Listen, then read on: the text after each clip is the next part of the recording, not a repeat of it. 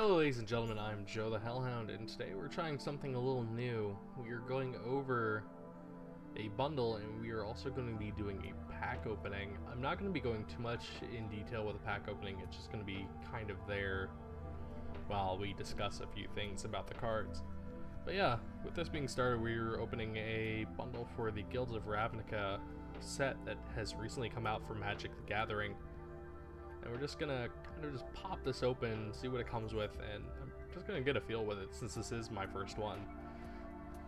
It does come with multiple things right out of the box. You got a little extra box there for card storage, and then you also comes with a pamphlet that is, in my opinion, a really nice thing to have. It goes over multiple of the guilds, and it also has a very good card list for the entire set in the back. Now, the one thing I really like about this book pamphlet is that the fact it has a lot of lore stuff crammed into it for this current set of Magic the Gathering.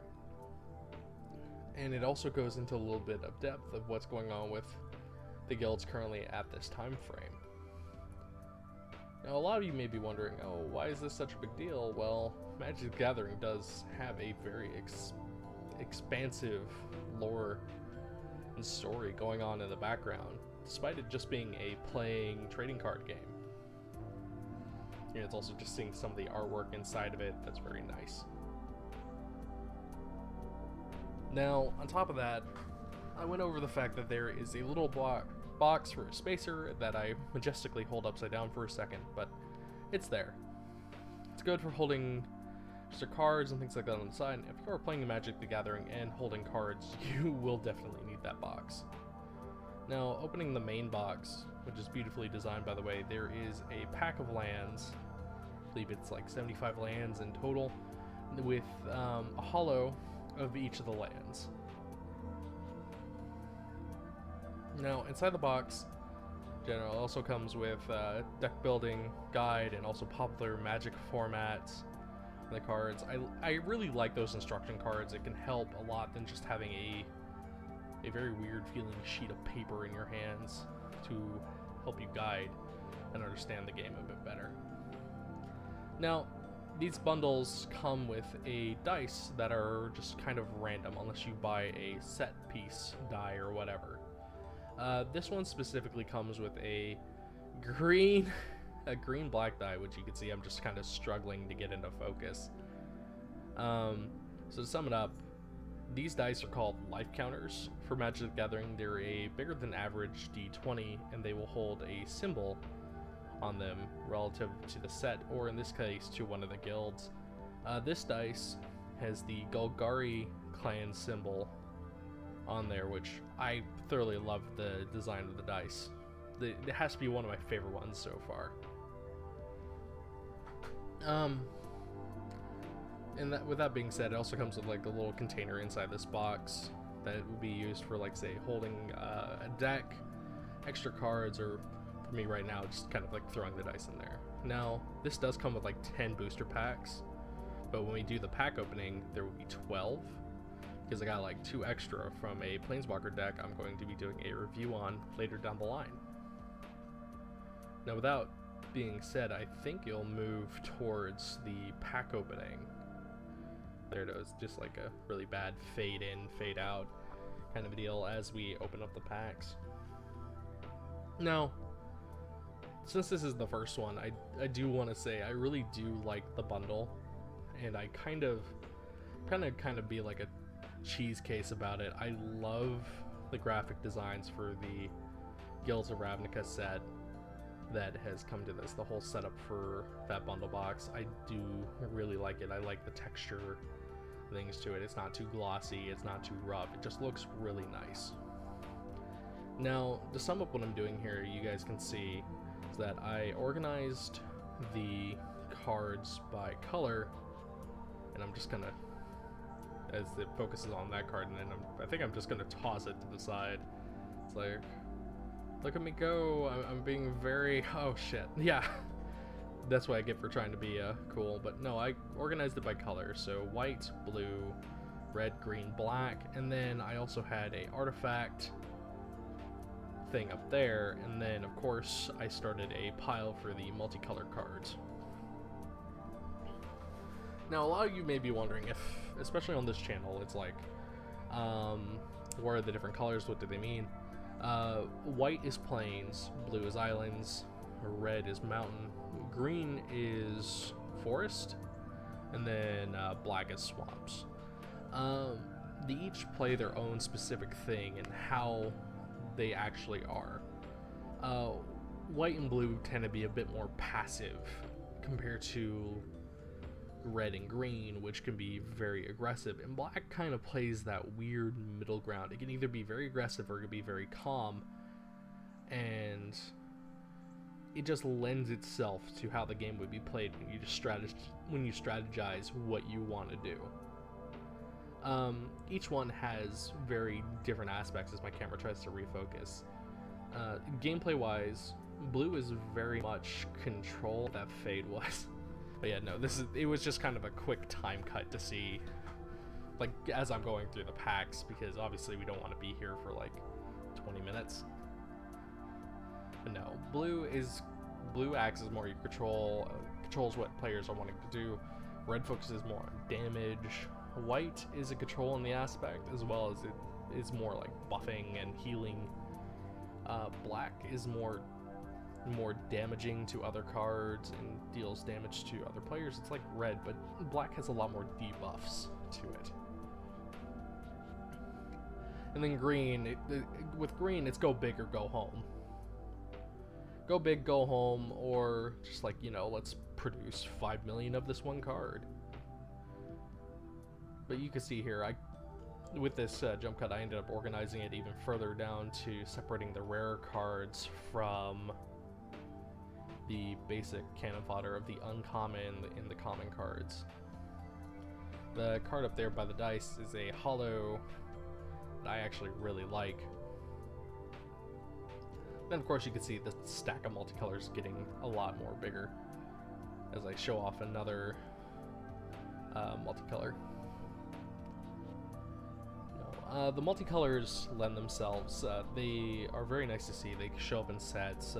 One set had triple color cards, another set will have multicolor, and then I know there's a few cards that use like all 5 colors or 4 colors, and they pretty much are like the best of both worlds. They'll have some different effects, or they'll be themed specifically to the world themselves, and would consist of many different combinations. And then as we fade into the next one, I'm showing off another card, which is a very interesting one. It's on itself for Demir, and as I sit here and say this, there are multiple different types of things that are going on, and as I'm showing you one of my favorite card types, which is pretty much multiple spells on one card, I'm going to tell you about the little subtexts that are on there.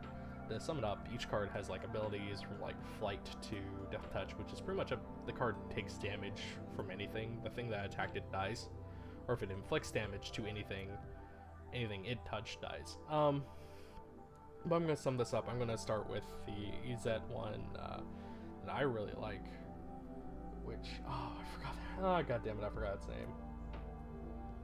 But no, I'll start with Boros then, which has Mentor, which one target creature that's attacking with you, you can give it +1/+1 or whatever it specifies on the card when it's attacking with you. And then another one, which is Demir does, it has Surveil, which is like Scry, but one of the cards you choose kind of just goes in the graveyard, and then the cards you looked at go in any order on top of your deck. Then there's Undergrowth, which is the Golgari, which is pretty much, it gets number of counters equal to the number of creatures in the graveyard. And then of course Selesnya's thing, Convoke, which acts as like free land the creatures do that have, it treats other creatures as like free land when you're trying to use said card, where it's pretty much like, oh hey, yeah, here's this card where it's like green white with X whatever X is, you pay that extra outside the original green white cost with the other cards, and to help pay off its mana cost. And then with that being said, the other one I really like is, of course, Zet, which I hate the fact that I'm having a little bit of a hard time calling it, but I've been doing this multiple times today. But it is one of my favorite ones. So if I could just quickly do this flick, flick, flick, flick, flick as I'm going through it. It's so bad. I hate this. Is one of those moments where you just say, oh hey, Joe's professional, right? No, fuck no. No, I'm not. Let me die. I want to die alone. Kind of a deal. They sit here and just kind of scramble because I should have had it in here somewhere. It's slipped my mind.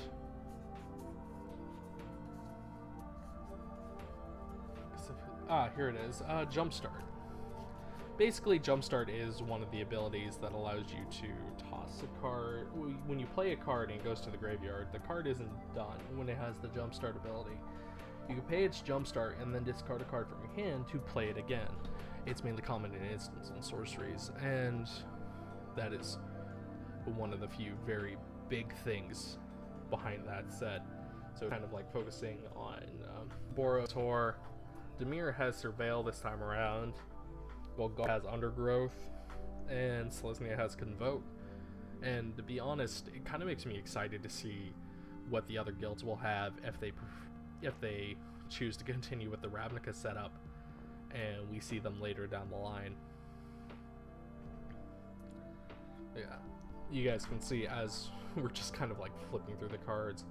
I'm going to talk to you about for those of you who don't know, and those of you who do know, there are rarity to these cards that have little symbols on there next to the creature type. It'd be like sorcery symbol or like creature something something symbol. They'll change color. Like black will be common, like the silvery gray will be uncommon, gold would be rare, and then the orange would be mythic. However, in this pool, as you see as I'm straightening out the cards, I managed to get a good handful of rares this time around, which I was really happy about, and I managed to get one mythic, which has to be one of my favorite ones, especially since I can really use it in a deck that I'm currently building for modern play. The card itself, if it ever shows it, is Ariella, Exemplar of Justice. She is a very nice card. She's a legendary creature, and the thing behind having a legendary creature, you can only have one of that card out on the field at a time. You can still have like 4 in your deck, which is like the max allowance, but it's still very nice to have and see on the field, especially when you're playing with like a 60 card deck and it's like, oh hey, here it is. So we're gonna transition, and I believe here in a second I'll be picking up the card to show you guys. But as the video is going on in the background, I'm going to pretty much describe what's going on. We do have a plan in the near future to have other videos like this coming out that are very experimental, and this format itself is very experimental right now. You can see here I'm just holding up the card and you can get a clearer look at it from the earlier conversation. But this is how I'm planning on doing things and trying to shift things. We're going to be trying different things. The next video I'm going to try to do is a deck review based off of one of the Planeswalker decks that came out with the Ravnica set, and we'll see how that goes, because I can sit down and actively record it because of the MTG Arena. One really nice thing is with this set, they started introducing the codes on cards and stuff, which you could plug into that game and get booster packs. You can plug in your decks and things like that, so you can sit down and play them in the game. But with that being said, I want to say thank you to everyone who has decided to sit down and watch this. I hope you found this somewhat informative. I'm not the greatest at this, but then again, this is the first video, and I will iron out something to go along with it as it proceeds. Thank you all for joining me, and I hope you all have a fantastic day or night wherever you are. So, Peace.